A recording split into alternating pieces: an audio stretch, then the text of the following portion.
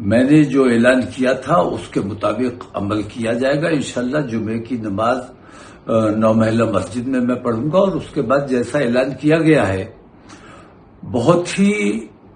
जिम्मेदारी के साथ और अमन के साथ हम अपनी तकलीफों और परेशानियों के लिए अपने डीएम के जरिए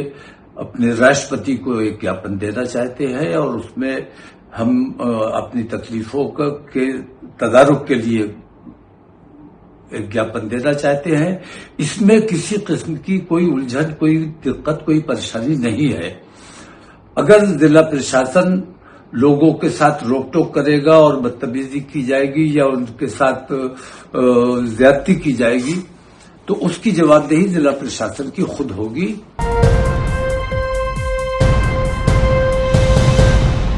तो सुना आपने, मौलाना को भी सुना आपने, और दूसरी विंडो में आपने देखा कि किस तरह से पुलिस की लाठियां तड़क पड़ाक जो है वो मुसलमानों को पड़ रही हैं। और उसके साथ ही वीडियो में आपने ये भी देखा, एक बार फिर मैं आपको विंडो में दिखा देता हूं कि किस तरह से सैकड़ों की संख्या में जूते, टोपियां और वो सामान जो दौड़ाने के बाद मुसलमानों का छूट गया है, वो ये दर्शाता है कि किस तरह से मौलाना ने आह्वान किया ज्ञापन देने का, पुलिस को ललकारा और उसके बाद बड़ी संख्या में मुसलमान जुम्मे की नमाज के बाद इकट्ठा होना शुरू हो गए।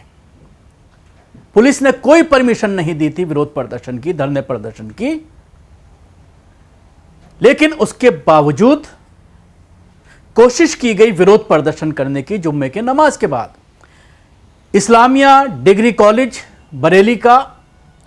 जहां पर अक्सर मौलाना तौकीर रजा प्रोटेस्ट करते हुए या फिर अपने प्रोग्राम्स करते हुए नजर आते हैं, इस आपाधापी में, इस लाठीचार्ज में मौलाना तौकीर रजा कहीं भी नजर नहीं आए। और जो पूरे देश में विरोध प्रदर्शन चल रहा है उसमें कहीं पर भी कोई आलिम दीन, कोई बड़ा जिम्मेदार, किसी जमात का जिम्मेदार या फिर इलाके के जिम्मेदारान या फिर सियासी लीडर, मुस्लिम सियासी लीडर कहीं नजर नहीं आ रहे हैं।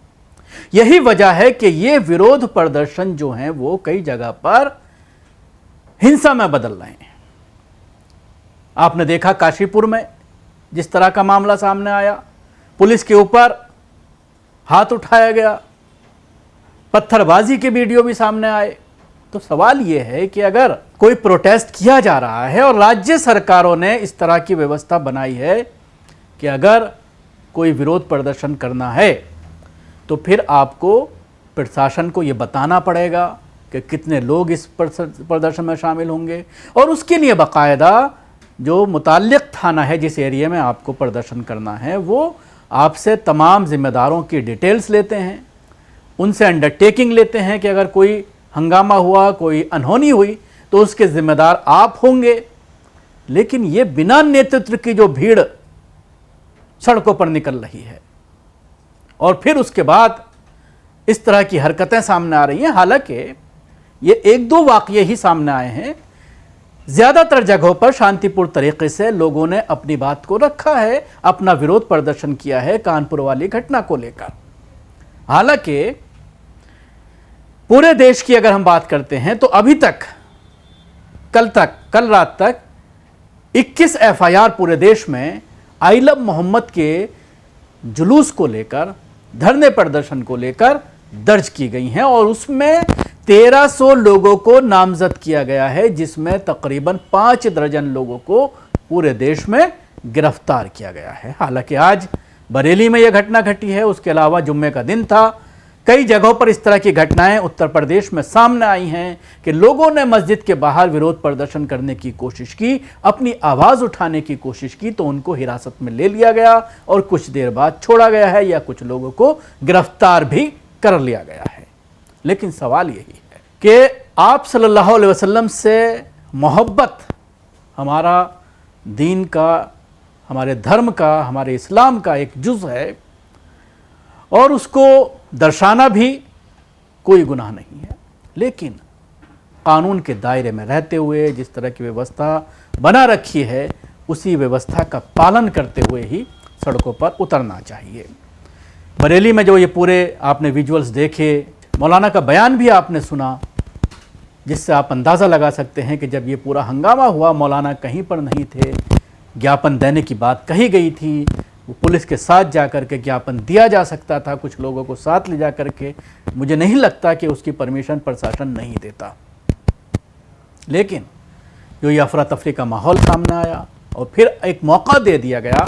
मेन स्ट्रीम मीडिया ने अब इन वीडियोस को उठा करके अपना खेल करना शुरू कर दिया है और पूरे मुस्लिम कम्युनिटी को अब कटघरे में खड़ा किया जा रहा है कि ये उम्मादी भीड़ सड़कों पर उतर रही है, कानून को अपने हाथ में ले रही है, देश में अराजकता फैलाने की कोशिश की जा रही है। इस तरह की बातें आज मेन स्ट्रीम मीडिया पर चर्चा का विषय बनी हुई हैं और डिस्कशन अब से ही तमाम चैनलों पर शुरू कर दिए गए हैं। तो ये मामला जो है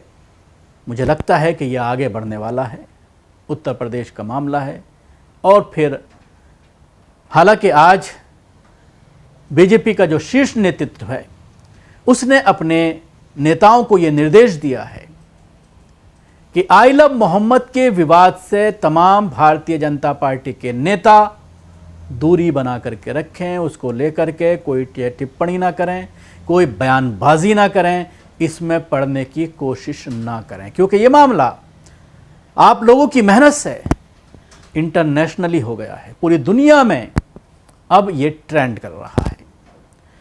एक वीडियो आज जो है पेरिस से भी सामने आया है, जुम्मे के दिन का ये वीडियो। उसके अलावा आपने देखा था कि बुर्ज खलीफा पर भी इसको चलाया गया, इस ट्रेंड को चलाया गया। तो पूरी दुनिया में ये मैसेज जा रहा है कि भारत में आई लव मोहम्मद कहना भी अब जुर्म हो गया है और अगर कोई उसका इजहार करता है तो उसके साथ बर्बरता की जा रही है, उसको गिरफ्तार किया जा रहा है। तो शायद इसी चीज़ को देखते हुए ये दिशा निर्देश जारी किए गए हैं भारतीय जनता पार्टी के शीर्ष नेतृत्व के जरिए। अब ये देखने वाली बात होगी कि इस मामले में कई लोगों को हिरासत में भी लिया गया है। क्या इस मामले में उत्तर प्रदेश पुलिस